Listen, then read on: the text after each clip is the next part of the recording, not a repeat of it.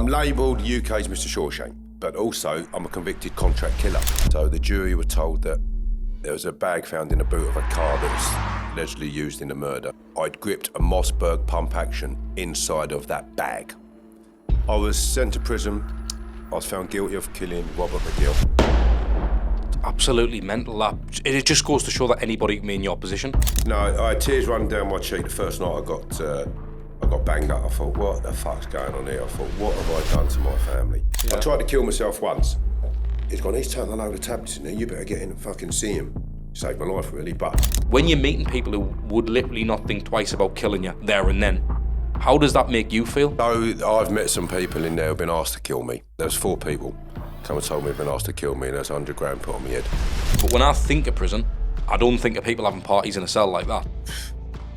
I live here, you don't live here. Don't come round my house, I said, and tell me to turn my music down, or I might come round yours. So I went away for kidnapping. I kidnapped a fellow who was meant to threaten a girl with a knife. I ruined that man's life, ruined his life, and he weren't the person who did it, but he was put forward by his work colleague who did do it. I hit this geezer, he was asleep on his feet before I threw another left hook. And that is how I started my sentence, and I thought, God, this is going to be the hardest battle of my life. Do you ever fear going back to prison? So today I am joined by Kevin Lee. Now, Kevin, mate, I just know you'll be a good crack. Like, I just know. But I've sat down with a lot of people on this podcast, and one person I've never sat down with is a contract killer, or a convicted contract killer, or a hitman, for a better term. And I didn't want to just ask you, what's your journey? How did it all begin? Where you from? I want to know how you got that title, the contract killer. I was arrested for murder in 1995, for a murder that happened in 1994. I was quoted in the papers as UK's #1 contract killer. They said I charged £100,000 a hit. And it went from there that I've meant to have been responsible for a number of murders. So the police have said you've done it? Yes. And threw you in prison for it? I was sent to prison. I was found guilty of killing Robert McGill. Mm-hmm. Unfortunately, my conviction still stands at the moment, although I have, I've just been granted legal aid to go back to this Criminal Cases Review Commission based on evidence in the book, Fitted Up and Fighting Back. Mm-hmm. I've met with a judge, and the judge turned around and said, your conviction stinks of a cover-up. Everything in that book needs to be investigated. Attach that book to your application to the Criminal Cases Review Commission, as well as the Panorama programme, Last Chance for Justice. Mm-hmm. So the jury were told that there was a bag found in the boot of a car that was allegedly used in the murder, but it wasn't. It was actually copied. The registration was copied, and there was another car at the scene, but it was pretty much like the car that I had in my possession for a short period of time. In the boot of my car, or this car that I was loaned, there was a black bag. The jury was told that I'd gripped a Mossberg pump action inside of that bag. Mm-hmm. And the deceased was killed with a Mossberg pump action. So if you're a jury member and you're told that there was nitroglycerin, which is a firearm propellant, inside that bag, which means there's been a used gun in there or used ammunition, there's only 1 or 2 particles. If there would have been a gun in there, there would have been thousands of particles. But at the time, the jury weren't told that. So the prosecution expert who gave that evidence wasn't even qualified to do so. Panorama conducted some tests and said, absolute rubbish. Tracy Alexander, Louise Shortier and Mark Daly conducted these investigations and said, rubbish. So if you're a jury member and you're told that I've gripped a gun in a bag and the deceased was shot with that type of gun, that was damning for me. Yeah, of course. I got 10-2 majority, guilty. Absolutely mental, that. It just goes to show that anybody can be in your position. Do you feel like there was you look like me. I might tell them it was you. A few years younger, I'll give you that. I'm just a better looking version, mate. Mate. To be fair, how old are you? How old are you now? 56. Mate, you're a good looking bloke for 56, you know. Well, Josh Kelly says he's the best looking geezer in the gym. I said, you're the second best looking geezer I'll tell Josh, I don't know, like, I've seen you. You're a bit closer, you know. Especially when you're doing a podcast, mate, it's quite intimate, isn't it? So it's like, nah, but fair, mate. Have you always been into your good clothes and stuff like that? What's happening, guys? I hope you're enjoying the episode so far. If you are, please hit that like, hit the subscribe button, and press the notification bell so you don't miss another episode. Since I was a kid and I was 12, I bought my own clothes for school. Mm-hmm. I had a different set of clothes every day and a different watch. I was working in a baker's at 13, did my paper round at 12, and then I went to a chip shop at 14. I opened up a chip shop on a Sunday when licensing laws changed, and I worked for a builder full time. So, yeah. Is that from your parents? Have you got that? Or did you do it out in the set? Did you need to make the money? I wanted to earn money. I just seemed to have that in me I'd knock on your door and say, can I cut your grass in your garden? It's overgrown. And they'd say, yeah, go on. Then next thing I've got it down to level and I've weeded the mud and all the rest of it. And, and then the next thing you know, can you come back and do that every month? Yeah, of course I can. Then I had a gardening round. And I was like bleeding 7 or 8. Can't remember the age, but as a kid. Where's this kid getting? Do you have brothers and sisters or not? I've got 7. Yeah. Are they out like you? No. I'm the only one like me.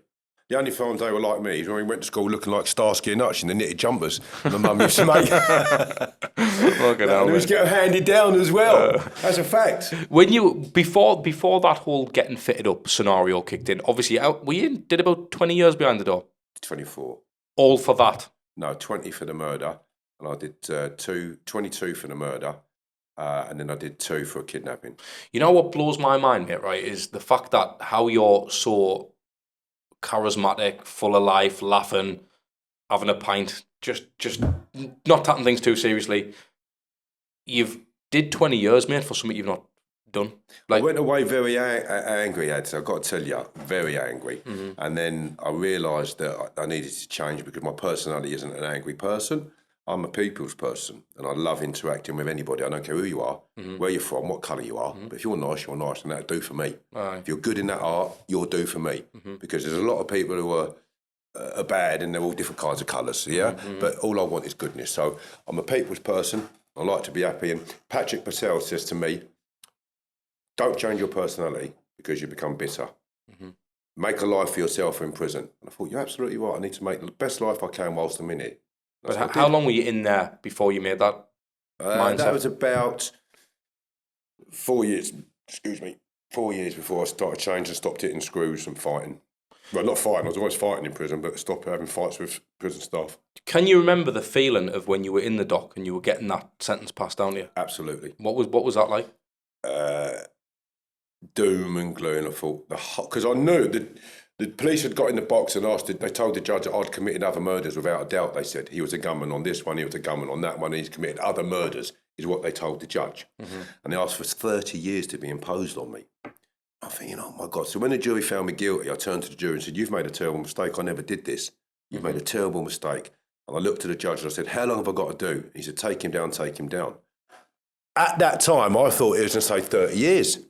So I didn't realise the difference between a recommended sentence, which is given to you in court, and the judge recommends that you will serve a minimum of, and he will give a figure. Yeah. Whereas if you get a tariff, you get the tariff through the post from the Home Secretary who signs it off, and the judge will make a recommendation in writing. Right. But it's not an open recommendation in court. So I felt doom and gloom. I thought it was going to give me 30 years. So it's fucking hell, 30 years. You then calculate your age of when they're going to start to look to send you home. So you serve that sentence first, and I think, 30 years, I'm 27 now, I'm going to be 57 before they start to look to send me home. Fucking hell, mate. Mate, that's giving us chills even thinking about that, like, I don't know. And I remember going back to the Nick, there was a sea of screws waiting for me with the governor. They thought I was going to kick off. I went to the serving hatch, and I don't take pills or anything like that. And I asked for a sleeping tablet. I said, no, listen, I want to get my head down tonight. Just been found guilty. Can you give me something to relax? I don't want to be sitting there staring. She said, I can't do that. I said, I've just been found guilty of murder. I need something to get my head down. She said, I can't. I said, I'll tell you what, in the morning, I said, if you come round and you find me strung up, I said, you can tell the governor he wouldn't give me a sleeping pill. Give me a sleeping pill. That's the only time I took one. And I got my head down, got up the next morning. And you feel like fucking hell. Well, did you have a lass and all that at the time? Did you have a girlfriend? What were people like? Like, did you think, well, that's her, gone then? Like, or was it... Childhood sweetheart she was. And I had 2 children with her. That's even worse at the time. Even worse. And then obviously she thought I was getting 30 years. Her mum said, this is no life for you. I was in the unit, she couldn't touch me. I was on permanently closed visits. I was in a prison within a prison. So there's all rules that go with that. even down to coming in to see me. They've got to be brought around on a bus inside the prison internally, going through gates, and they get searched in reception. Not in reception, researched in the outsides of the prison. They then come into the unit, they've got through another search procedure. And you've just got a big screen in front of you. So, very daunting. And we separated when I was in Whitemore, Special Secure Unit. Actually, lost my family. I lost my wealth. I was always a high earner. I had a lot of money. You always had nice cars and that, didn't you? Lovely car. I had my first Porsche. I'd had a Porsche when I was 15 or 16, 911. I'm a bit older than that. I think the first Porsche I got was about 16 or 17, something like that. Because when you've had, and the reason I ask you these things is because obviously I want to know ultimately what it feels like to go from being a high earner. Because people who haven't been to prison, a lot of them are not high earners in the world. You're one of the elite few people if you're having these type of cars, especially at that age, mate. Even now. Things are easy. You can make money easier now, especially online and all the things you can do now. That it's a land of opportunity, and people are still in driving Porsche and stuff at that age. So for you to have that all stripped back from you, then lose your missus and all that type of stuff, and the kids and all that, like how does that truly feel? And the reason I ask, I know it's gonna feel shit, right? But does it change your perspective on material things and stuff like that? Where you're like, well, it was just a fucking car anyway, or is your ego destroyed and you feel like it's something you can't get back from?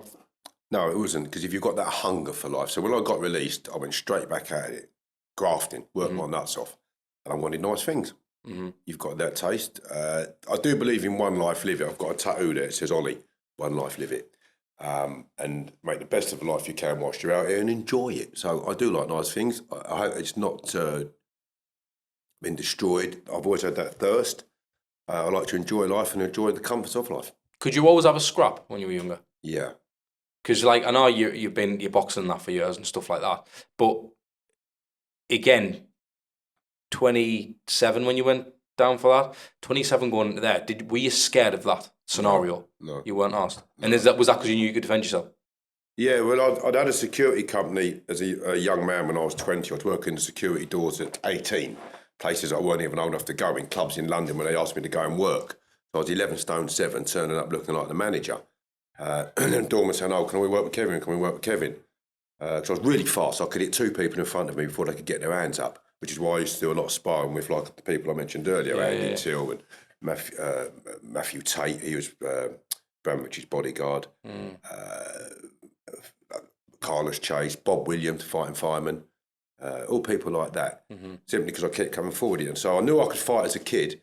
My brother had a car accident and he died. And I was fighting for him in the infants. He used to wear a big Mr. Magoo crash helmet. So I remember coming out of the classroom in the morning. I could only have been 3 or 4. I'll have to check my mum the actual age. But it was around about that age. And 2 blokes were taking the piss out of him, 2 years older than me. I just weighed them straight in. See, where I'm from, Sunderland, Newcastle, the North East, mate, like if someone can have a scrap, they get a rep pretty quick. Guns and knives and that, yeah, the guns on, but it's not like what it does down here. And did you have that rep? Yeah. Being a bit of a tough lad? In the village where I come from was a pretty hard village. There's a lot of pubs and there's a lot of fights in there. In the summer, people would come there for pub calls. And as a young boy at 14, I was fighting men in the village who were tough men. A lot of travellers in the village. Like T-shirts off, I fight the hardest man in it. I remember I had a fight when I was 15 with one of the fellas called Smiths, and it was 2 brothers that was well known for in the area for fighting. I bashed one of the brothers up, and the next day I stabbed one. But the reason why I stabbed one, I had a knife on me because I knew they'd be coming to look for me. I thought this was going to be retaliation here. And I was in the bakers. And I don't like this word, but I've heard, oh, your mother's cunt. I knew it was him. I turned around, yeah, what do you want? He goes, you won't stab me. I went straight through his shoulder. I thought, what do you think of that then? And he turned and run, and I chased him. So I'm not a weapons man. But I thought, I'm 15, these are men, these blokes, and I know I've just bashed his brother up, and hit his sister, because his sister was hitting me over here with a stiletto shoes, give me 6 holes, loads of holes in my head, and I had loads of stitches, blood was pissing out. I give her a slap and slung her off. I thought there's going to be a proper retaliation from this. Fucking hell. So when you were in that system at that age though, did you find it, I know you said you weren't scared, but did you find it easy? Did you feel like you could quickly adapt to that environment? Well, you don't realise that at the time, do you? You just adapt as it comes at you. When I was asked to work the licensed premises, I thought, fucking hell, like, I've worked licensed premises. I was driving all flash cars and like RS turbos, Porsches. I bought my first flat when I was 18 and sold that, and then I made about 16.5 grand out of that. And I was buying a house a month at one point and flipping them by the time I was 20. So money was coming in, but the going into the clubs that you weren't old enough to get into in the first place, it was sort of like chest out type of stuff, you know. You got so much testosterone going in around your body, your bollocks have been carrying around in a wheelbarrow at that age, haven't they, you know? And so if it was me, like, yeah, love you, I'll work the doors. So you just adapt to it and you go with the flow, the fighting. Next thing you know, you're working with people on the door that are faces from another area. The Wests, actually, the Irish brothers, fuck me, there was 7 of them. They could all have a terrible tear up. John West and his brother and that. And then, of course, your reputation grows. As a young kid working doors that you can't work at, they say, oh, fucking Kevin Lane, he can half have a fight. We'll work with him anytime. He gets stuck straight in. In fact, he gets stuck in before he calls us. And we have to give Kevin, don't go running into that rail. So as if it kicked off in a club one night called Broadway Boulevard. There was loads of blokes fighting. I'm in there like a fucking Jack and Russell, wasn't I? Bang, bang, bang, bang, and I'm knocking the bastards out. As they were coming to me, I'll wallop, knock him out, or put him over. But I mean, in one instance, I've gone bang, flipped, bang, flipped, bang. Oh, there's 3 geezers asleep on the floor. I'm 18. Madman. And that reputation then goes, isn't it? Yeah, that's it. But in there, it's gonna get stripped from you once you go in there. But what, in prison? Aye. No, it didn't. Did it stick went with through you? the roof. Because I went straight into the special secure unit, started knocking out screws, knocking them spark out. And Did you do it to prove a point? Or because No, you were they pissed off and threatened me. angry? All right, okay. Screws saying, some screws threatened to kill me if they got me down the block. Said, we'd kill you if we get you down here, Lane. I got cuffs on at the time, sitting on the toilet having a crap. I said, take these cuffs off, we'll talk about it. I just couldn't bear to be threatened. You could threaten me, it was like a red rag to me at the time. I think, you ain't threatening me, I'm telling you now. I'm not You still like that now? Yeah. Yeah. So it doesn't leave you. That is who you are. But I've controlled it now because I'm unlicensed still. Yeah, that's it. Like, innit? And when you're in there, when you were 27, mate, obviously I know you weren't scared and you were, you know. Oh, don't get me wrong, there's blokes I would not want to fight. I think, whoa, Well, I do not want to fight him. But I would. But you still got a mum on the outside, right? When Yeah. you're in there, did you ever cry? Yes. Do you know what I mean? Because it's mad to see that Kevin Lane, who would have been having a tear up with the screws if someone threatened him, to sitting in his cell on his own crying. No, I had tears running down my cheek the first night I got banged up. I thought, what the fuck's going on here? I thought, what have I done to my family? What have I done to deserve this? What has my family done to deserve this? It was the pain that I felt for them and my children, not what I was going through. Yeah. I mean, it may have been that, but I thought, fucking hell, how come I've ended up here? And then I had a fiancée, she got killed in a car crash. That broke me heart to that. I was with Peter Fury. Yeah. I went to church. I sobbed my heart out in the church. It broke me in that sense. And that taught me to come out of my door every morning, shake yourself down and get on with bird. Because you're in a room, you're locked in, looking at that room. I had no TV. And all I'm doing is looking at the walls and the ceilings, great big high ceilings. I'm thinking, my God, what's going on here? And that weathers you. It's like storm weather. You can become storm damaged, and then you become weather beaten. Do you think of suicide? Yes. Especially looking at 30 years at that age. Yes. Yes. Yeah. I tried to kill myself once. Right. And what I did was, I did it to frighten the authorities. And I was with Wayne Howen in the special security unit. Did you see these fucking bastards here? I said, I'm going to frighten this lot, Wayne. He goes, what are you going to do? I said, I'm going to take a load of tablets. Give me a load of tablets. I said, I'll show these bastards, putting me in the unit. Because at the time, the unit had a big escape. And so everything that went on in that unit was reported to the Home Secretary. There was a lot of scandal about it, saying it's inhumane and that. So I took a load of tablets, right? And Wayne, he's dead now, God rest his soul. He got on the bell. And it ain't like Wayne, because if Screw said something to him, he'd go, fucking shut up. He just ate his staff because he'd had a good few idings off of them when he was giving them a liquid cosh. They couldn't control him. And some screws, he'd go, shut up. What are you talking to, cunt? I mean, he was literally blatant. And so, but he was polite as well. But if they were a dog, he would talk to them like that. So he knew it was dog. So he got on the bell. He's taking a load of tablets in there. You better get in and fucking see him. Saved my life, really. But I told them I was going to do it. I said, listen, they don't fire me, Wayne. I says, but they do, because they're checking you every 20 minutes in the units. Every 20 minutes they check you in that cell. Even through the night and that? Through the night, 20 minutes, torment. 20 minutes, torment, right? And that worried them, that did. And they downgraded me, but not just because of that. Because every time I was having a fight in the unit with the staff, I was saying, I'll go and get your kit on. When this door's open, it's going off and stuff like that. That when the dit does go off, every single inmate in the mainstream prison outside of the unit has to be banged up. And all the spare staff have to come hightailing it over to you at a great pace of knots. Yeah. So it's causing massive disruption, because I was always in the box, like, which is a concrete box, empty, where you're stripped and put in there. Mm-hmm. But the Home Secretary has to be told all the time. And then I got a booze down in there, which was, how the fuck did he manage to get a booze down in here when we check you like we do? There's cameras everywhere. It's the most viewed building in Europe through cameras. And they had guns in here last time. They had an armed escape. We've heightened the security to what I've just told you. Mm-hmm. How the bloody hell has he got a booze down in there?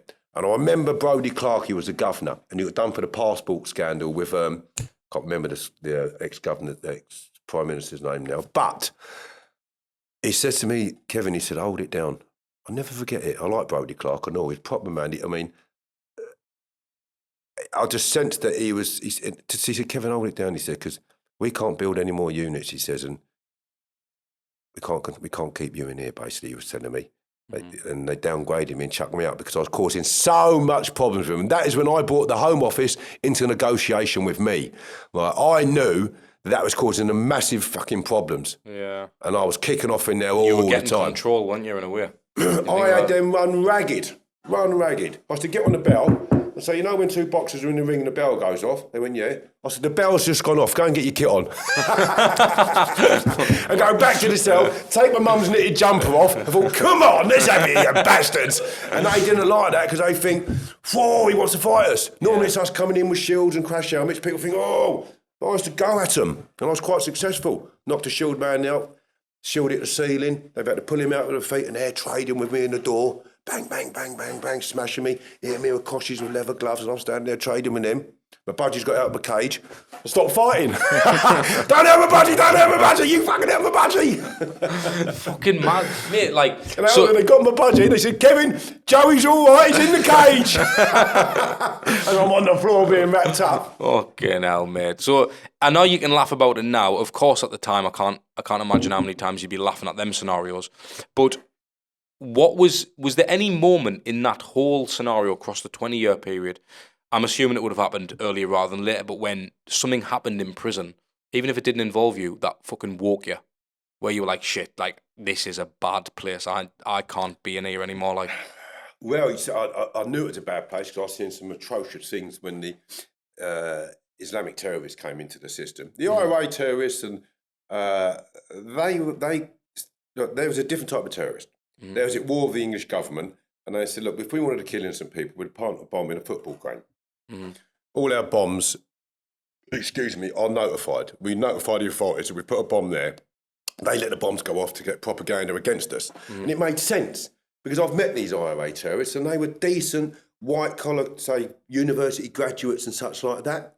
And then you had the Islamic terrorists come in, who wanted to kill innocent people. It's a big difference. And if you remember, you probably won't remember this, but the IRA, they bombed the city, the banking system. And as soon as they done that, the English government come to the negotiating table over money.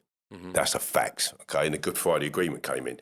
But the Islamic terrorists were coming in and causing bombs on trains and all sorts of things, weren't they? So when they came in and they started doing the napalm, the oil, melting plastic bottles and putting batteries in there, getting the acid, putting it over someone's head, I thought, this ain't it as it used to be, because you might be the only black geezer on the wing when I first came in. And if anybody bothered you, most of the wing would be up in arms about, leave the fucking geezer alone. Well, fucking leave him alone. And like, if you came in, someone would say, oh, where are you from, mate? Yeah, oh, such and such is from there. Have you eaten today? Do you need anything? And we'd get your gear. So we had respect for our fellow interns. And if you was taken to the block, again, don't matter what colour you are, if you're taken from the block, we're coming down the block to make sure you ain't had a good hiding. All that changed. It all just changed completely. And then they came in, people signing up to Islam when they're smoking drugs and drinking hooch and watching porn, and they're just signed up because they've killed someone in another gang who's also in prison, like his brother or something, and then you're not meant to attack each other. Ruin the system. I thought, I've got to get out of these places. So was it particularly the Muslim inmates who were ruining it? Yes. And that's when you realised there was a bit of a shift? Yeah, only the tourist ones. Not the... Just I've got normal, friends who yeah. are Muslim. Yeah, not just normal Muslim. Yeah, that's what I mean. My Like last girlfriend was Muslim. Yeah. Okay, yeah. so it's not about that. No. It's about the ones that are coming in specific to those crimes that want to create disorder in the prison and sign people up. And when I see that changing, when there was no respect for people and they were doing those, putting boiling hot fat over a kid in Durham. I was in Franklin, okay, and there was a kid in there, I forget his name now, was getting out on a Friday, on a Monday. Friday night, he's had a pot of oil put over his head, allegedly because he moved someone's fucking freezer bag.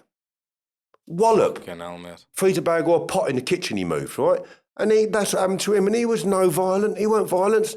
And I thought and I've seen people's ears fall off, again in Franklin, Long Larton. I thought, this ain't no good for me. What's the worst prison you've been in? Franklin? I've heard a lot from Franklin. I'll say Whitemore. Yeah. Franklin's blind. I love the Geordies. I think they're great. Canny lads they are. And the staff as well, because they live down the same street as some of the cons. And they had a good understanding of what was right and what was wrong. Yeah. And I'll tell you what, I've got a lot of decent memories of being in Franklin through staff.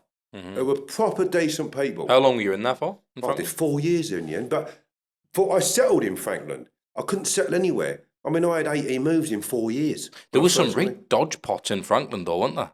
Some wankers up. Do you remember there's a fella called Goldie? No. He was a North-East enforcer. Right. People like him. He was the first person I met when I landed in, not the first, Paul Ferris was the first. He was bullying someone who was going to kill himself the day I got there. And he owed someone some money.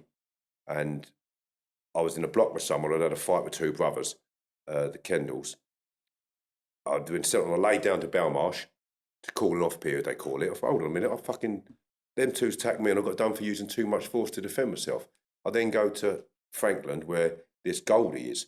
He allegedly owed this geezer 1,500 quid I met in the block. Again, I've only met him in the block. Adrian Woodhouse was his name. He said, he owes my old woman 1,500 quid for a phone I've had up my arse that I've handed over to him.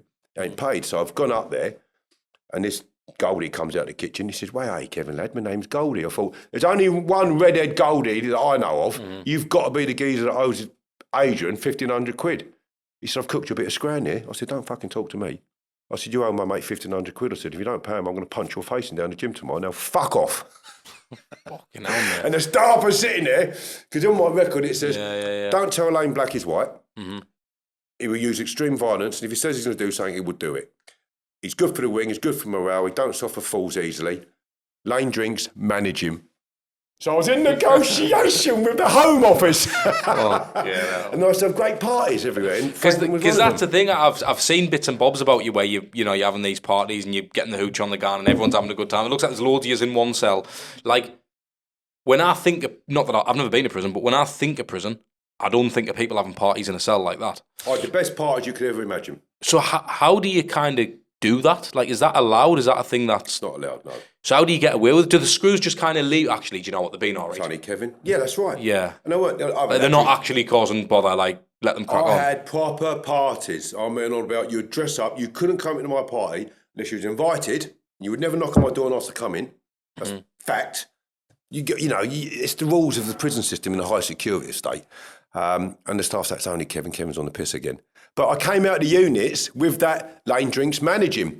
He's no bother. He don't cause us no problem. He's on the piss. We're not going to go in there now and tell him the party's over, because not only is he in there, I might be in there with a fellow like Terry Conaghan. Just me and him are going to have a drink. Two of us. They're no bother. Just two of them having a drink. And there, "Kevin, turn the music down a bit." "Yeah, no problem." So you ain't getting none of my fucking hooch, so. How do you get away with making the hooch and that? Do they let you get away with it? No. If they find it, they will nick you. Even though they'd let you party if you were all Once on the it? party's down, because you're drinking, and if we don't want to go and cause any problems while she's had a drink, because we don't know where he'd be. But I'd already had that understanding that Lane drinks manage him. And they liked me, the staff, most of them. Yeah, that's it. They liked me. They said, "Kevin's good for the landing." I said to him, "Hold on a minute, listen. I live here, you don't live here. don't come round my house, I said, and tell me to turn my music down. I said, I might come round yours. So that was a direct threat, wasn't it? Yeah. I said, I don't like you coming round my house and telling me what to fucking do, especially when I'm behind my door. How do you gain the trust of people in there? Because for me, you letting a bunch of lads who are in for all different types of shit, like, do you really know them enough to fucking get them pissed with you and that? Could they not turn on you? Is that a daft question to ask? Like, do you know what I mean? If you don't know by now, I run a business called The Content PT. I create content for influencers, PTs, online coaches and fitness brands all around the world. So if you are someone who's in need for sexy content for your social media, or you really want to maintain a competitive edge in your industry, drop me a DM on Instagram. No, it's not a daft question, but you have to understand in prison, people will die beside you, stand with you, and it's like being in the trenches at war. There we go. And I've got a lot of friends that would have died with me. Okay, factual. And that's when you get proper solidarity. And does that happen more towards the end as you get older? At the beginning. Right, Straight away from the very beginning. You meet someone, you click, something happens, and they say, I'll make one with you. Yeah. But Kevin, you ain't. I mean, there's a few problems in the prison system regarding the terrorists and that, and they were going to stab my pal Peter O'Toole. He'd fallen out with some of them and a few other people. And I said, well, it ain't happening. And I'd gone down, and there's a geezer, he was renowned for stabbing people. He's come down with tails around his neck. He's got loads of tops on. You can see he's got what we used to do is mask magazines, tape magazines to you over your heart. So if you get it, it's not going to kill you. And I remember going down and I'm confronted this fella, and they're coming to do my pal. So it weren't my argument, but it's my pal. And my pal can't fight with his hands, but he's dangerous. Like anybody can put something in their hand. And I've gone down and I said, listen, it ain't happening, mate. And I'm looking at him in the eyes. Next thing I've got a geezer called Stephen Asher standing next to me. He couldn't fight, he's fighting with his own fucking shadow. He said, all right, Kevin, lad. He said, I'm not letting you stand here on your own. Yeah. Now, I knew that fella couldn't fight, he wouldn't fight. But he was there with me if it went off. You never forget that. Yeah, it's mad, isn't it? And I suppose it's stuff like that what must make your time easier, because you realise that there's good people on the inside with you. There can be good people in prison, and they go back to prison, they go back to his own way. Steve owes me fucking $7,000.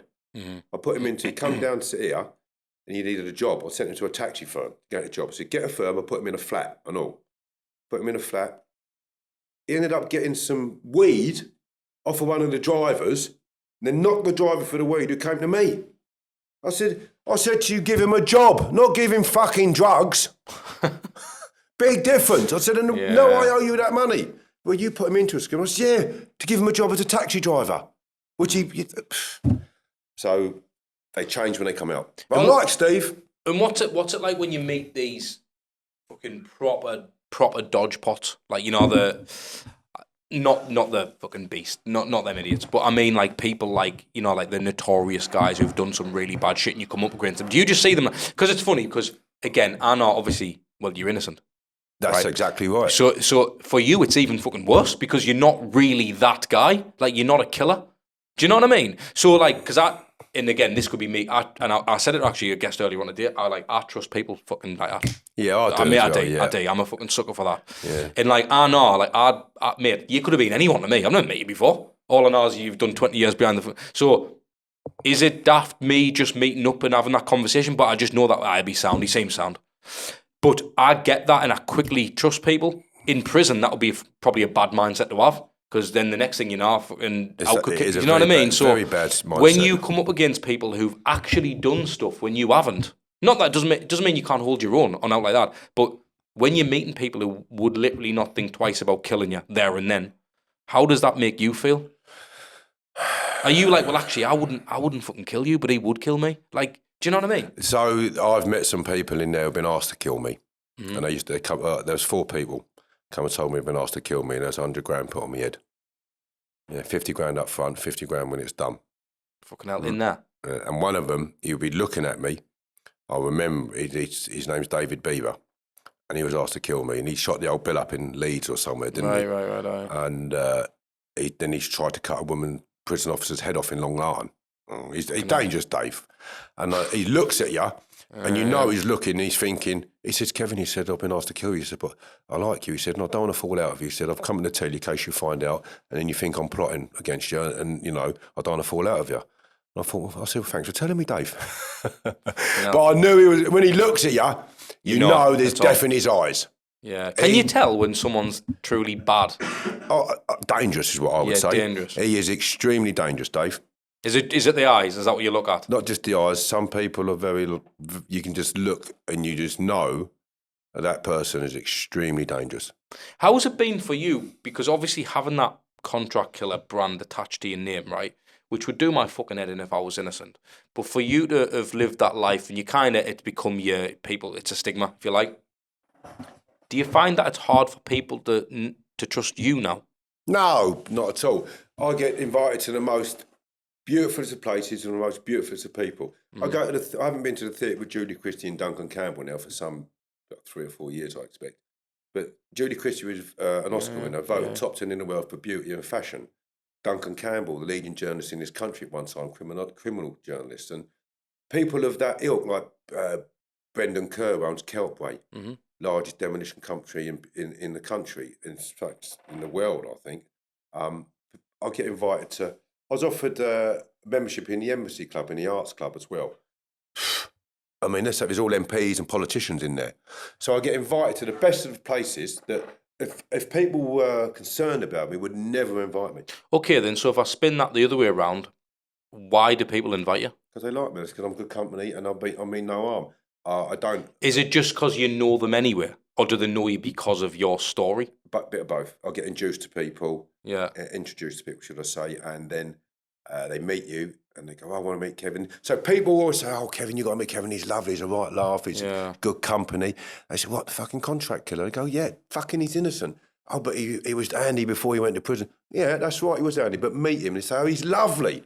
There's a Lewis Raymond Taylor. He's got a film out on Netflix in a minute, Psychopath or Life Coach. He did a podcast with me and it says, the nicest convicted murderer you will ever meet. I mean, it is mad, like. You can't help but like someone if your heart's good. And people know my heart was always good. So I had a lot of friends in prison for 2 reasons. One, because I'm a nice fella. I say that respectively, of course. I don't mean no one no harm. No. And I like to get on with people. But 2, I could fight like fuck. I think you can just tell when someone's genuine. So people, yes. I think you can tell, can you? If you're handy with your hands or you're dangerous, you'll have a lot of friends in prison because they need a bit of help. Are they friends though, or do they just like you because you need them? Bit of both. You know what I mean? It's that as well. But I suppose you've got to be all right with that as well, because you know, for you to survive and go about that, it's nice to be liked, innit? Regardless whether you really fucking like them or not. You want to have that. You don't want the fake friends. But at the same time, mate, if I'm going to jail now, you're a canny bloke, I'm going to actually, Kev, I'll fucking hang about with you. I'm having a party. Yeah. You know what I mean? You're gonna, ain't you? That happened a lot, and I realised about 10 years in, I said, you've got to stop being used. People are using you, Kevin. And I thought, my God, this is... And as a result of what you just said, you have a lot of friends because you're nice. So that became a problem for me, and it wore me down because I thought, I'm fucking sick of everyone's problems. Yeah, I'm trying to go home. Yeah. I don't want these problems. And that really wore me down, and it's pretty much part of the question you asked me earlier. Do you feel like you've missed a lot of life? Yes, absolutely. Although you've had your parties and you've had you've had a story. You've got a story. It's made who you are now, isn't it? Like, I wouldn't be where I am now. I mean, there's a film being written about me by the Lennox brothers, Wayne and Lee. Brilliant. They've got connections to Tom Hardy and all sorts of actors like Taron Egerton and Kelly Marcel will launch Tom Hardy. Would I be there now? So life shuffles the cards and we have to play with the best hands we've got, don't we? And if you continue looking at things and think, oh, bleeding now, only this happened, that happened, you can't, because if you're looking back all the time, you're never going to go forward. Yeah, I get so that. Things happen for a reason. That's what I believe. Keep looking in your rear view, you might crash. And I've crashed quite a few times. So I do keep looking forward now. And I've just made that up, you know. I know you did, right, yeah, it's a good one. I like that one. Right. I thought I didn't know you made it up before. I'm literally mad it up, mate. Yeah. Look, whatever. Fair play. No. So I should have a book. You should have a book. Get a book. I mean, write a book. Start a book writing it from when you grew up, and then you might change the chapters around at some point. But do it on your life's journey and see where that takes you. Do you feel like you've missed 20 years of your life? Well, you might not experience the next 20 years to the height that you will without them 20 years. So exactly that. So my life is now modelled on what I've experienced in the past, and it's moulded me for the person I am now going forward in life. So I'll make the best of what I've got in front of me, and hopefully I'll leave something behind for others to enjoy and benefit. Where I come from Harefield in Middlesex, and I want to purchase a piece of land. I want to put a building on there that can be used by the community, free for the community, and that will be left in my name. And there'll be a boxing gym attached to that for the kids to come down there, get off the bleeding streets, use their skills, and maybe keep a few of them out of prison. But what I wanted to mention to you earlier is I did a programme called Teens and Cons, and I was trying to put children off going to prison. There's a little Christian kid come down there, and he's a nice kid, okay, and I've got to give him credit where credit's due. He got stuck into me with his questions. And people said, oh, he's a cocky little bastard. Well, he had the balls to ask me. Okay, but when he was up in the green room watching me, he goes, he said, he's good with his hands. He said, I'd make friends with him if I was in prison. But when he interviewed me, he said, I don't agree with violence. But when he was relaxed and he was talking to the other kids in there, he said, he's good with his hands. So he then justified me being good with his hands and wanted me to be friends with him. But he's saying, I don't agree with violence as the way going forward. Well, you just have. Yeah, that's it. So it's a very difficult scenario. And I think with you, obviously, losing that 20 years for me, right, it's... Well, first and foremost, I want to know what you missed most. Sex. No, I'll tell you what I miss most. You're not getting any cheeky visits, like? I kissed a woman prison officer once. All right. I had lots of opportunities for women officers who I fancied and they fancied me. It's just natural. If you're attracted to someone, you're attracted to them, aren't you? Was that truly what you missed most? Not sex. I missed my family. I missed cuddling. I missed the love of my children. Yeah. I missed my family. The sex sort of thing is a natural hormone that's in your body that's taken away from you. Why do other European countries let you have conjugal visits and keep families together so a woman won't go from one man to second man and have children by 2 or 3? She's got 3 or 4 different kids by different men. And then it keeps the prisoners test at a level as well, so he isn't going stupid on the wing. Behave himself. Exactly. You've got your old woman coming in with the kids and you're put into a bungalow for the whole weekend in Norway and places like that. And it's a part of the prison where they would hold that. But you'd have to be cleared for that and such. But in terms of making people behave, excellent. It keeps families together. And in summer, violence goes up because your testosterone levels go up. So it's a natural hormone that is recognised for violence, but you're not giving him a release to stop that. With you, though, when you said sex there, I know you were joking because it was... But I expected you to say that, because I keep saying you're a lad, but you seem like a lad, not a 48-year-old man. Are you 48, did you say? Well, that'll do. You're 58. No, 50. you're 58. I'm not telling you how old I am. You need chance of you're 58. Are you 58? 56. 56. Fucking hell. But even that, you don't act that way anyway. No, and I feel like you're going to say that because obviously you like a few beers, you like a laugh. And I feel like that type of attitude you've had has probably led you to the position you're in. And the reason I asked before about your sort of mindset when you're in there, mate, because you didn't fucking do it. So how, that's the shit that's getting, that's very hard for me. I remember being in the block.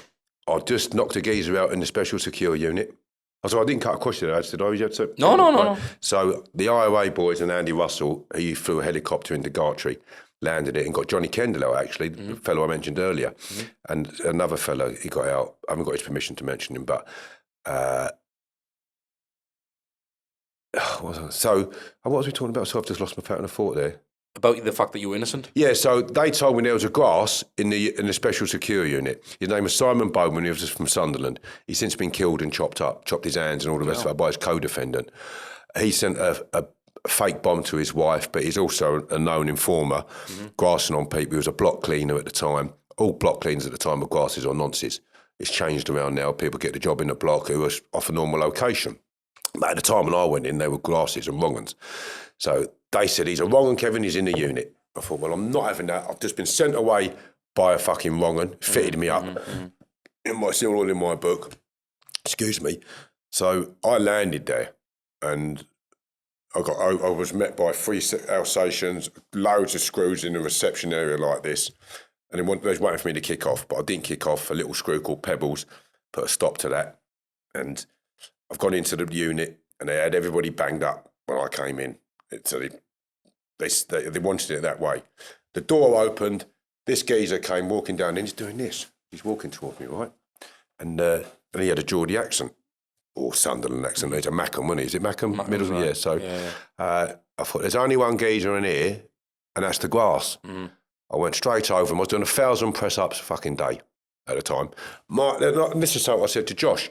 Your arms need to be like iron. And you need to do more press-ups, so you need to be able to repetitive. So when you hit someone, you're hitting them with iron, and they will feel that because it comes through the arms and that. I hit this geezer. He was asleep on his feet before I threw another left hook. And he was unconscious for minutes on the floor, literally. And I leant over him. I said, no one can say I've ever told him anything. And that is how I started my sentence. And I thought, God, this is going to be the hardest battle of my life. And I was put in the block through that. Obviously, he's a grass and you didn't like grasses, so that's why you've done it. But did you also do it to prove a point because you knew you were going to be there for that long? Because you're not helping yourself getting involved. Like, do you know what I mean? Or did you think, I'm in here for that long, I cannot just keep me fucking nose clean because I'm here for that long? But that got me in a lot of trouble because I walk on a landing like I did with that Goldie and say, prime example, or if someone come up to me and I'd say, it'd be on the land and say, you're no fucking good, don't talk to me. And that causes massive disruption because you're living in a house with a lot of bedrooms. And they want peace and order. They don't want unsettlement. And you go in the kitchen, that fellow will be in there. You're not talking. It's an atmosphere. It's very difficult. But I didn't give a fuck for that. And I just made it quite clear from the start. You got a problem, step in my cell. We'll talk about it. Or let's go, or let's do what we've got to do. And I realised after a few years, my morals and my ways were getting me in a lot of trouble and a lot of moves around the prison system where other people weren't saying things or doing things. Like I said, I took it upon myself to speak to that Goldie over something that had nothing to do with me. But I felt that his old woman, Adrian Woodhouse's old woman and kids needed that money. I thought it's a fucking liberty. Yeah, that's it. Like, and so so I was thinking, no, women and kids, wallop, you're getting it. My morals and my heart, my goodness in my heart, caused me so many problems. And I had to switch off at some point during my sentence. Thing is, with your case, do you, again, with you not mentioning names and stuff, but did you have an idea why they'd picked you? I didn't at the time. It wasn't until years later that material started coming to light. So my co-defendant, I can't mention his name because he says I'm endangering his life. He got found guilty for killing a gentleman called David King with his co-defendant. They was both originally arrested for this murder, and they was arrested by their police handler. They engaged in confidential chat straight away, and it's fitted me up. And as a result of that, I couldn't work out whilst I was in prison. I thought this doesn't add up. Why have I been nicked for this? Were you dodgy anyway though? No, I've always worked. So, for instance, I worked. Because would they just fit me up? Someone who's never been. No. It's easy to fit me up. It was because I was the doorman. That's what. So you kind of fit that. You know, I'd go around and say, if someone knocked your daughter's teeth out, you'd come to me. Yeah. And I said, really? Give me his address. I go around there, the door opens, I knock your front teeth out. And I'll spray you with CS gas for a bit of touch on the same time. So I went away for kidnapping. I kidnapped a fellow who was meant to threaten a girl with a knife and threatened to cut the baby, but it weren't the baby. She was pregnant at the time. I only found that out a little while ago because I'm looking to do what's called, I've done restorative justice with a fellow I kidnapped once.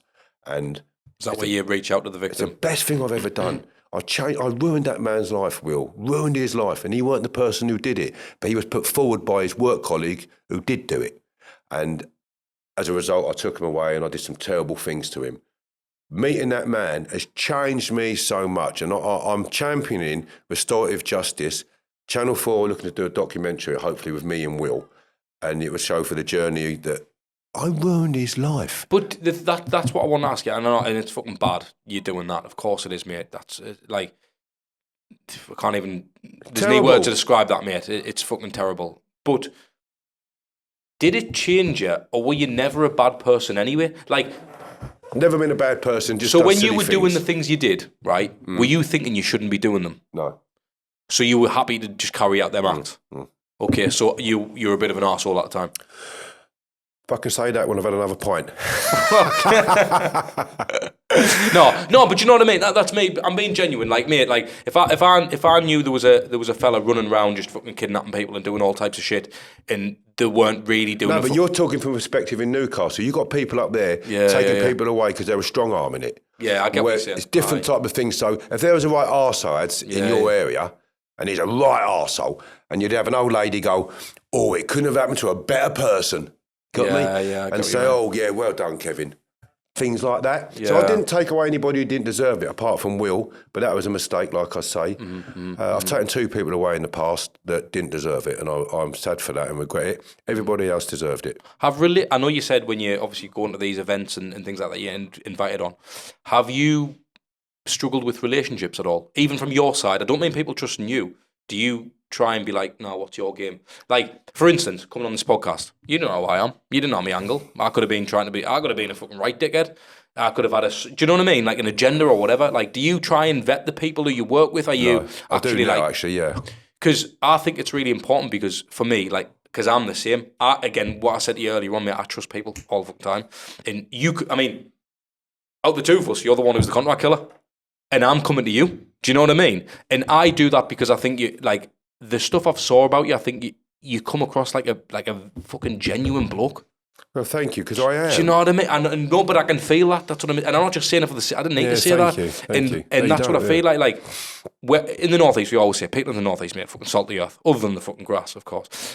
But I feel like I can, like, you know, the real recognise real. I feel like I can feel that. And for you to be in that system, I feel like, again, because I know you're innocent, it'd be different if you were guilty and I'm talking to a reformed character because I'm like, yeah, but you fucking did that though, man. Yeah, you've done some bad shit, but a lot of people have done bad shit. When you were in that system as an innocent man, yet you've got the charisma that you have now who suffered that, I just feel more sorry for you than other. I don't know why, like, do you know what I mean? I feel like, then that's why I asked the question, like, did you cry? Because in a weird way, you seem like, I know you've had a scrap, you seem like a mammy's boy. You know what I mean? Like I'd carry my mum shopping home from school, and I'd go down the shops with her and carry these big bags that hurt my hands. I wouldn't like people swearing in front of my mother, and I swear too much now because that's a prison thing. Yeah. But I wouldn't like that.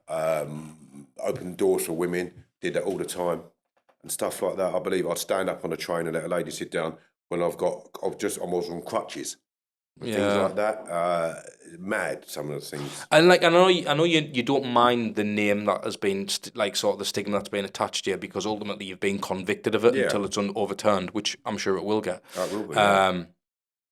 But like it's mad that because again it's like, has it, other than the trust thing, which you're fine about, other than people are fine with you and you still go about your life and stuff, has it actually? I know you're on license, but has it hindered you? Has it truly fucked you? Other than you've lost the time, you're not getting that back. Yeah. You know what I mean? Has it truly fucked you? Yes.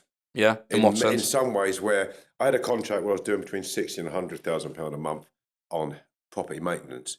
Panorama programme came out, I lost the contract that fucking week. Right, I see what you mean. So straight away because of that. Straight away. What about with other people? Do you get people who are jealous of you because you got a name now as well? Like an actual... Well, you're an influencer, really, to a degree, aren't you now? Blue tick, but I haven't applied for it, but I'm going to because I should get it. I will get it. But of course you will. But what I'm saying is, even me, I didn't know who you were till I seen the stuff you did and the stuff that you've been on social. So you've influenced me to come to fucking London. Have you seen all the pornos I've done? I haven't, mate. Send us the links. You want to watch them? It's fucking love, telling you. On the other guy. No, but you know what I mean? So, like, and that's what I think, like, because you've got that position now, has that came with jealousy? I know it's a weird question you ask. Someone who's done 20 years behind the door, are people jealous of you? How are other, not girls, how are other blokes around you now? Because you still dress nice, you look after yourself, you still trim. I'm a bit tired now because I was lagging last night. I went to open a wine bar in Christchurch. And I'll make you fucking 6 hours late. 6 hours later, yeah. But I was up 8 o'clock still, I went about it too. But I went to a wine bar called Gangsters, funny enough, and Si and Mark, lovely fellas. There was a chap in there who was knew who I was. It was a private venue, not open to the public, and he was being an arsehole. Okay. Talking shit. And you know, so you got to put up with that. At times, and you know that becomes hard wearing. You want people who want to have a pop at you. They want to test you. Unfortunately, so you have that side of it, which is quite hard wearing. Do you ever want to just give them a clip, but straight away, fucking wham straight in? How do you not? Well, I can't have my life licence. So if I hit someone and break their bones or break their cheek or something, and they go to the police. I've got two people at the minute, one in particular, phoned the police and when I went to his house, he owes me 255 grand for a business deal that I signed over in solicitors' offices in Turkey with some property and that I invested in and sold back to him. He keeps going like that to me with the old bill. So does it work against you or in your favour with the police? Because let's say me and you have a scrap and the police get involved. Are they, right, it'll be Lane, we'll get him sorted out, he's gone back to jail? Or will it be no, he's already trying to overturn we can't really fuck around with the main case? Well, I got recalled in 2020, and that recall, I've been paid some compensation for that. But the probation officers, 3 of them in fact, were falsely reporting on me. Got me recalled. Whilst I was recalled, he was investigating me for another murder that my co-defendant put me up for. And he's telling people that he did it and that he's killed more people than Freddy Krueger.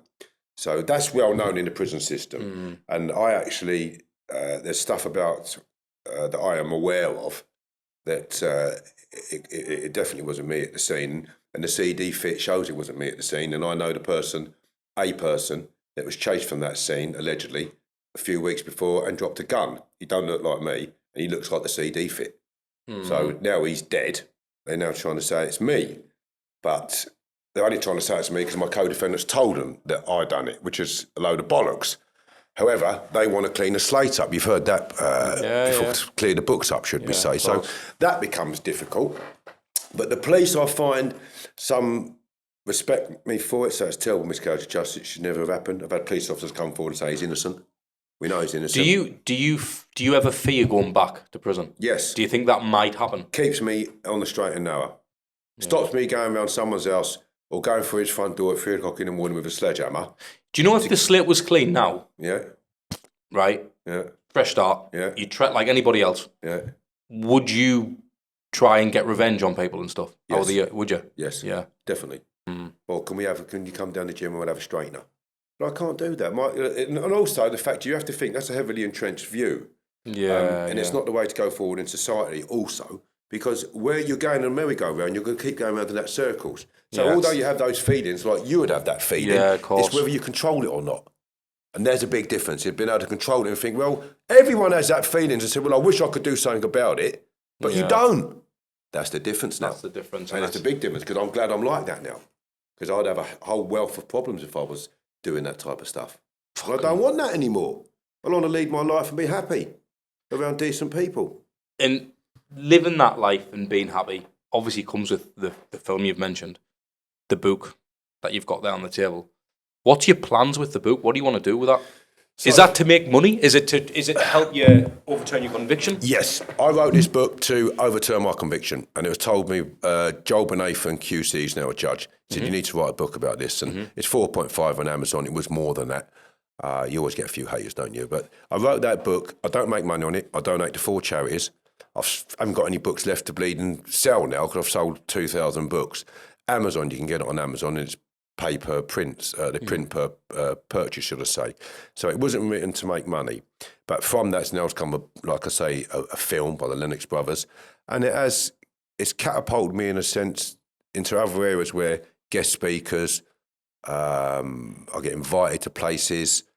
I've spoke at Cambridge University, the Auditorium, and other universities like that around the country through my book and my conviction. So you've got to ask yourself, you think, well, in the bad sense, I've done Banged Up, the TV series on Channel 4. That's right. That went down really well. I was with the commissioners the other day, the producers the other day, and they said, Kevin, the series got commissioned on you.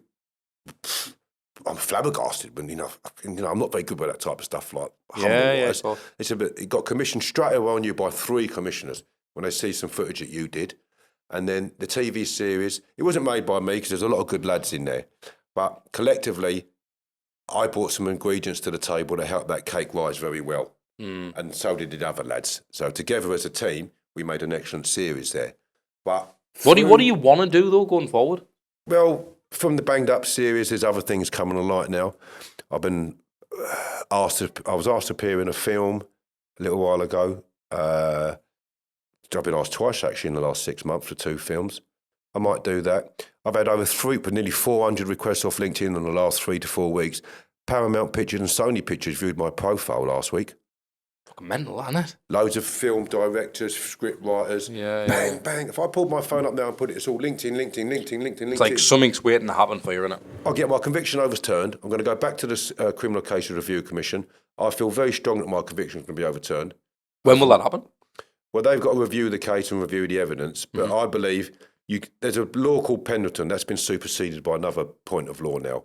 If you're in the jury and you're told I've gripped a gun, that's damning for me, as we already discussed it earlier. So if you had now been told that the expert who gave that evidence weren't qualified to do so and it was actually false evidence, you can't second guess what each jury member would have made of the evidence they was given at that time. Yeah, of course. So because you can't second guess that, you can't say, well, he wouldn't have thought much of that, or you might have thought, well, actually, it was quite damning that I really think they got you guilty.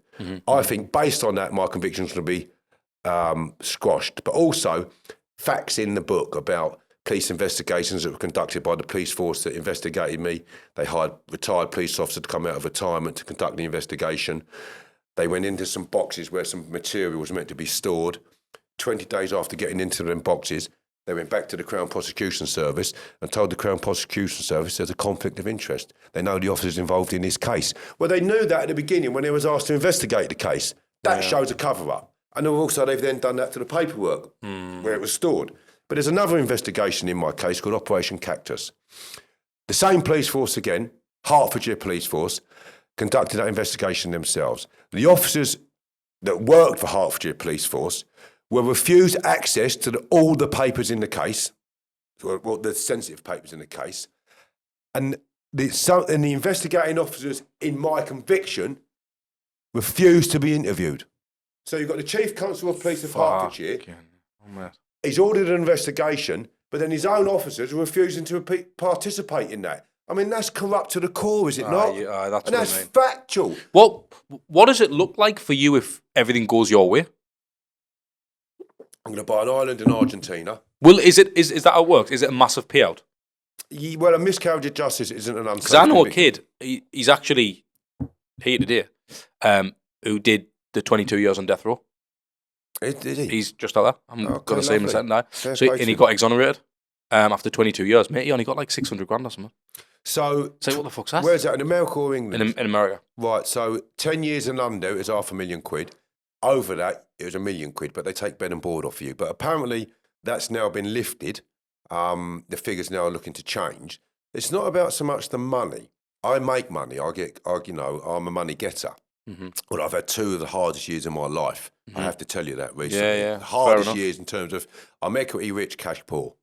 I've got some properties on a bit of land where there's difficulties over the contesting a will, so on and so forth, and other areas. So I'm now going to be looking to sell them houses, and I'll be cash rich again. But if I overturn this conviction and like say the film and everything else, it would just go right through over into the universe. And I will go and buy an island in Argentina, and I will retire out there and invite people to come and live on the island with me who I want to, away from society, and I'll come back into society and want to come back out. And the reason why I want to go and live in Argentina, because if there's a nuclear war, there's nothing going to happen over that part of the world. And you like the Argentinian birds. I might have a wife by then and a few more kids. So I'm working on that as we speak. So 'cause I'm a single man. Yeah. So I can do what I want, respectively. So I'd say, for instance, your name was Ashleen. I could say to you, right, let's go and have a good time, mate. Let's stop talking bollocks. Let's enjoy each other's company. Why would you say that, dude? Well, I would do. I said, let's go and have a good deal. Ashleen. Yeah, why'd you say it? Ashleen on Big Brother. I was out of her the other night. She went out with Mike Tyson. Yeah. Actors. So I was out with her the other night. She's a nice girl, good Yeah. She's got the mentality of a man. So I'd say, look, I've actually just said that. I said, look, let's just have the crack. Yeah, of course. And not try and talk bollocks to chat you up and that, because I'd rather enjoy your company. And I say that to every woman. I say, I want to get to know you and find out about you, because I was starved of women contact for 20 years. Yeah, So there's a difference. Like men, I've been around men for years. But women, what are women like in modern society? Well, they're a lot more bleeding forward. And I find that quite interesting. And I suppose it's quite nice for a woman to know that they know where you've been for 20 years. I love it. You know what I mean? It's almost like, well, he's clean, 20 year. You should see. Kind of see where it. You know what I mean? I got invited to a swingers party yesterday. Like pictures and all sorts. Was it? On the phone. Well, do you know what? Two of the girls, one was 19, one was 22, and her mum, and all of her mum's mates. And fucking, I ain't gonna do it, of course. But, You did it though. No, I didn't. Fucking right, No, I did swear, you not do it? I've been there and done all that. I mean, I've And then last night was like your last hurrah. No, I didn't have a nice one. I didn't have, I'm only joking. I preferred to play. Yeah, I had yeah, a of nice course. bird with me last night, Yeah, a of nice course. young lady. But I'm not interested in that no more. I mean, I have a bit of banter with them and that, and they send their pictures through. Yeah, but yeah. I wouldn't get it's a bit, for me, 2 daughters and a mum, not a seedy. It's a bit icky, innit? It's fucking not right. I'm not keen on that. Fourth. But if they weren't her daughters, and I was a bit older, I might have had a go. Oh my God. Because swinging's a big thing out here now. That weren't so big when I went away. Now everyone's swinging. You got that phone thing, Plenty of Fish, is it? I've never been. Mate, I didn't use any of that. I've got a missus and a daughter. Nor me. I'm keeping out of that don't shit. do all that, right? But, I mean, you can get a bunk up now off of an app. You can get a what? You can get a what? You know, like a bunk up. All Get the old right. pork dagger out. Do a bit of old sausage riding. The cameraman's fucking howling. But an old pork dagger, that's what I call it, the pork dagger. It's called a spam dagger, isn't it? Well, no, pork, it's fucking like something. It's a bit of black sausage, isn't it? I fucking peck pork. My little boy, No, mate. Cooper, right, he's 6. And I said, how's the old pork dagger? All right, he says. Anyway, he's been doing videos on my phone, right, and leaving them for me. And he's gone, my pork. I've never seen him like this, right? And he's a white, quiet, sweet, beautiful little boy. I know we all say that about kids, but he's been brought up well and he's well-mannered. The school teacher says he's a lovely kid, right? So I'm saying that just to get this context right. I'm going through my phone with my best mate, Marcus. We used to get nicked, by the way. When I used to get nicked, they said, if Lane's there, Lemaire's there, nick him. So we used to get nicked like that. So that's another story. So I'm going through my phone with Marcus, and I've seen these videos. And I've pushed it, and it's gone, my pork dagger, my python, he says, my python shoots lava out of its mouth. He said, and it's got fangs that are venomous and poisonous. I'm laughing the tears off, and I'm thinking, you little bleeder, you old pork dagger, yeah? Mate, fucking hell. I never expected to hear my son say that, I've got to tell you. Funny as fuck, I've got to tell you. For His mum will be getting nuts about that. for anybody listening or watching, mate, I need to wrap it up now. Right, I would love to honestly speak to you for as long as I could, but I've got people waiting outside and that as well, and I've come down here, mate. It's a long day for me as well, but I would love to get you on again, mate. I really would, honestly, Kevin. I would. I'll come up to you. Just pay You're the always welcome, expenses, mate. I'll come up to you. You're always welcome, mate. You pay for the train or the car, and the night, I'll come. That's all I ask, because it costs money to do these podcasts. Yeah, of course. You know, so I don't have nothing for today. You know, No, appreciate that. I'm need bother, grateful, mate. honestly. You're always welcome up here, mate. I love Newcastle. I met a bird up in Newcastle. We'll have a walk around Franklin and that, and like. No problem. I met a bird up there called Amber Darlington, right? And this is a quick story, right? So I met her up there. She was a manager of a wine bar. I took her to Tenerife with me. There was another girl up there, right? So both of these girls were proper good lookers. The police arrested the travel agent, brought her back down here, banged her up for 2.5 days, and then arrested her again and done the same to her, trying to get her to make statements against me. There we go. But the Geordie birds, I thought, were lovely. There was more Geordie birds up there than there was men. There's that wrong with Sunderland lasses, mate? I like Sunderland lasses as well. I used to go to Rock Shots. All right. And After Dark, is it? That was in Sunderland. Nah, I can't remember that. Too young. Yeah.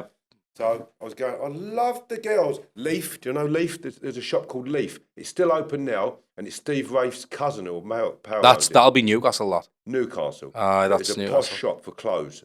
And I should shop in. I love Newcastle. I think it's great. Julie's I used to go to. All right, aye. In the pig market. Yeah. I don't know why they called it that. Again, that. Pigs in there, I've got to tell you. It's big market, man. That's cool. I thought it's pig market. No, it's the big market. Fucking big market. It's I'm a big going down market. the pig market. I thought we were going to get birds. Didn't call it that. Okay, now, no, mate, but for anybody listening or watching, bro, like, just something that you've learned over the years of doing the shit you've done, obviously being angry at the world, serving the time that you shouldn't have served. Is there anything where you could just, it doesn't matter what kind of advice it is, just something where a young lad or a young girl could watch this, or an older man or older woman can watch this and go, actually, do you know what? That was worth watching because he said that. Right, crime does not pay in the sense where gangsters are not what they're portrayed in the papers. Factually, you're made to look like gangsters are glorified in that. It's a fucking mugs game, isn't it? You go to prison for a long time. They take the money off you, what you've done. So if it's proceeds of crime like drugs or something, and then you're on life licence if you're a murderer for fucking life. Okay, so if you go and kill someone, be mindful you can go back to prison at any time. Go to work and enjoy your life for the simple things in life, which is priceless. Because when you ain't got them, they got to open the door when they want to, or you got to take all your clothes off and you can't see your loved ones, you can't see your babies being born anymore because you're not making them. You can't have your leg over, you can't go to the funerals. It is a mugs game. Go to work and be happy.